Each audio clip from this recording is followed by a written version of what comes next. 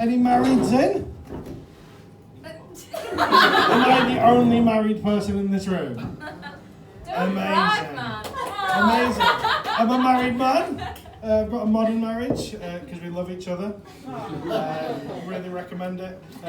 We even still have nicknames for each other, which is sweet, and she calls me Marshmallow. Which is fine, I'm aware why. It's because I'm round and I'm sweet, and when I pull out it looks like a flump.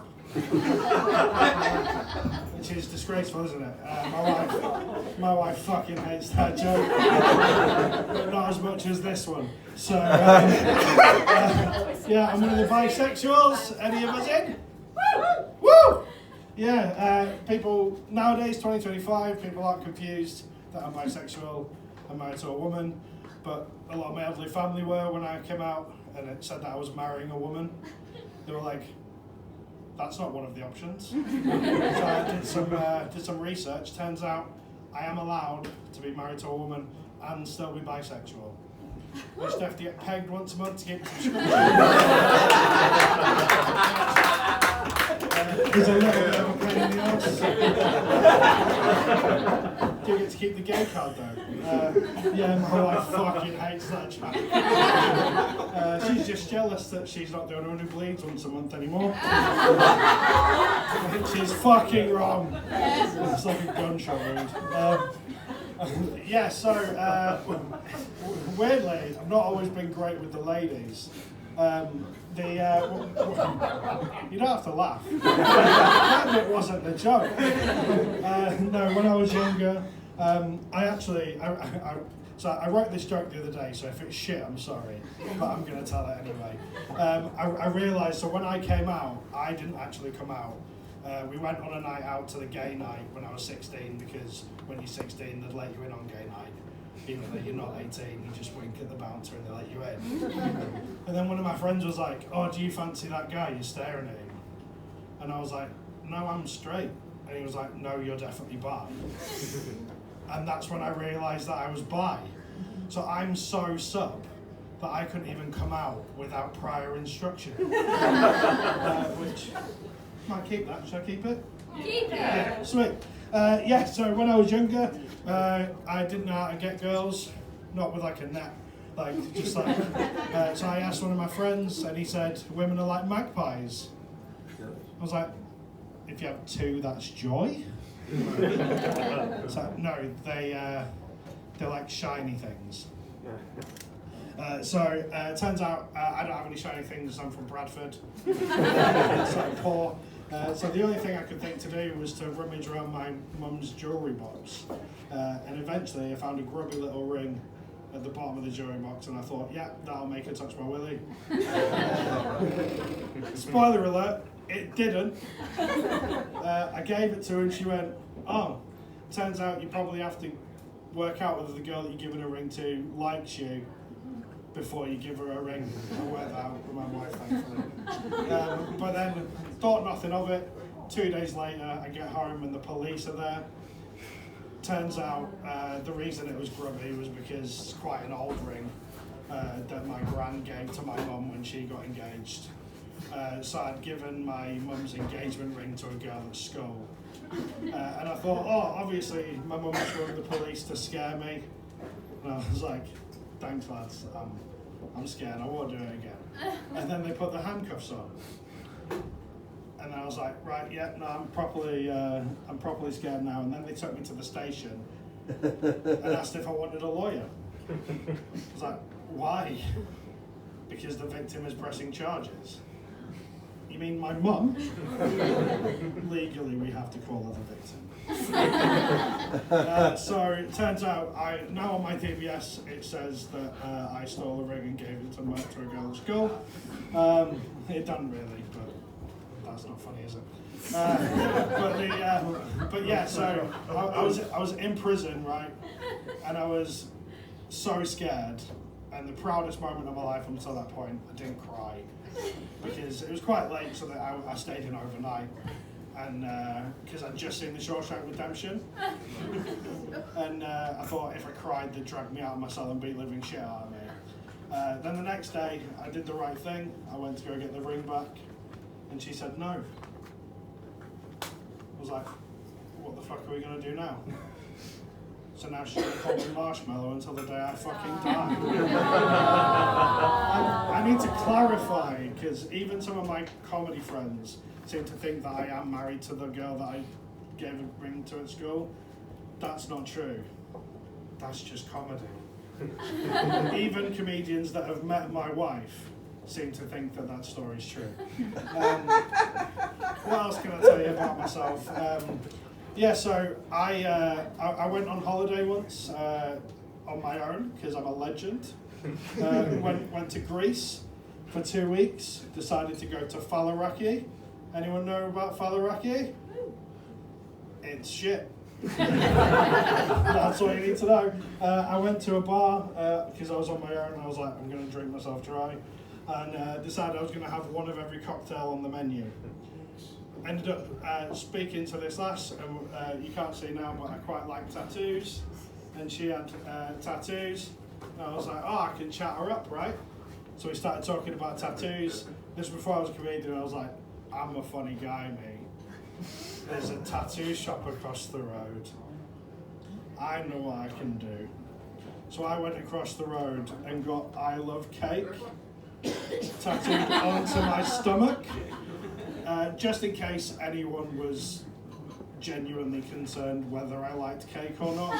My favourite thing about it is that the English graduates in the room will notice that is Comic Sans, the funniest of the fonts. I specifically requested it. I went to her in the bar, and she was elbow deep in Tara Masalata or whatever his name was. So, like I said earlier, I'm from Bradford, so I'm a criminal. Weirdly, that wasn't, when I got arrested for stealing my mum's engagement ring, wasn't the last time I got arrested. I decided when I was living in a hostel that I was hungry.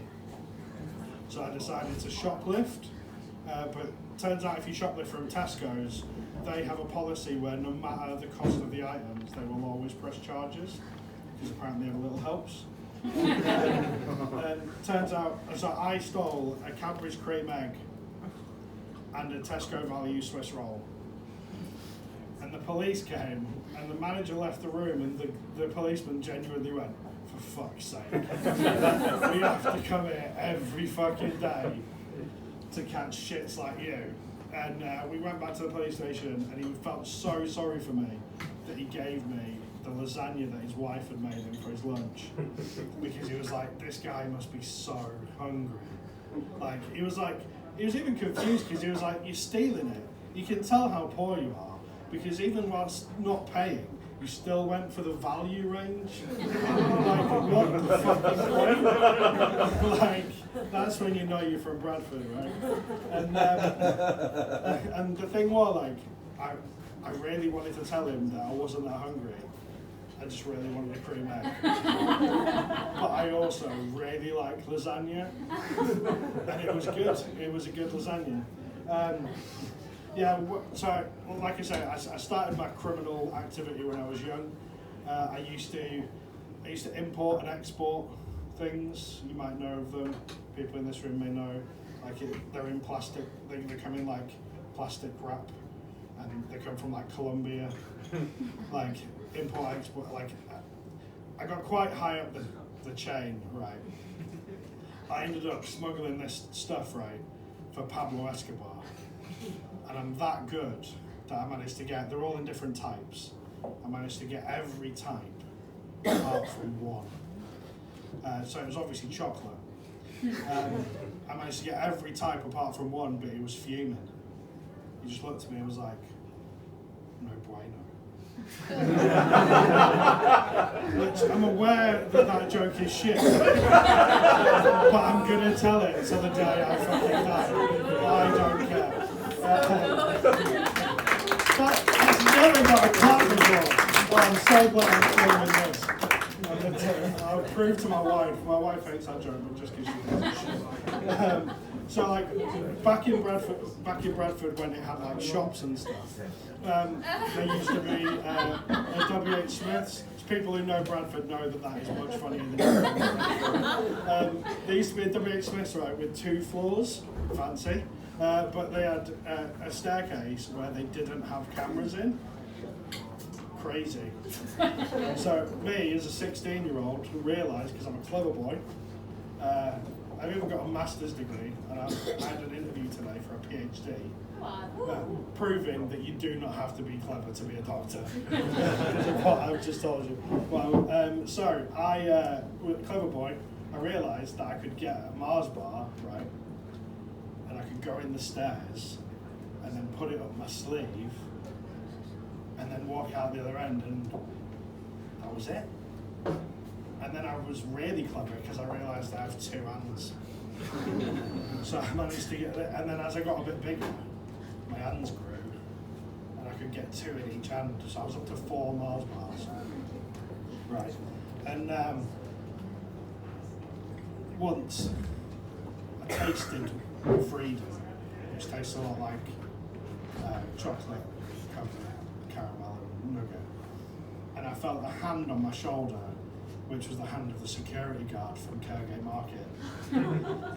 And I imagine, I can't remember, but I'm sure he said, "You're nicked."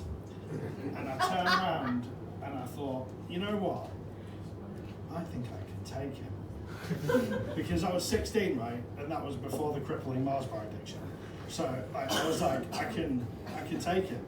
So I shrugged him off and sprinted for 4 steps before he grabbed me and dragged me back to W.H. Smith's.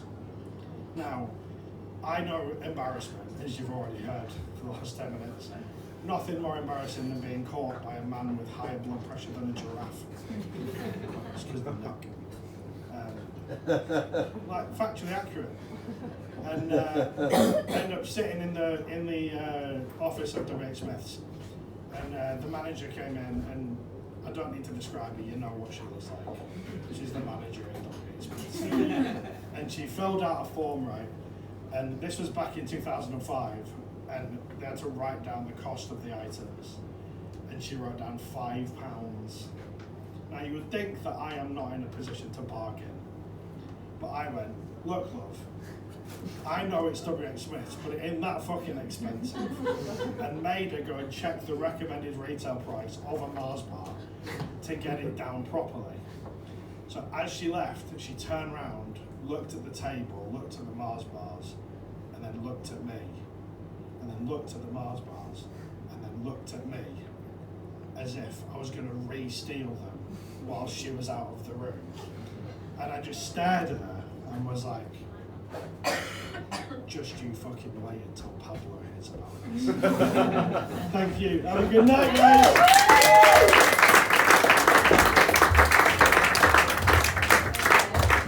Good book, everyone. Give it up one more time.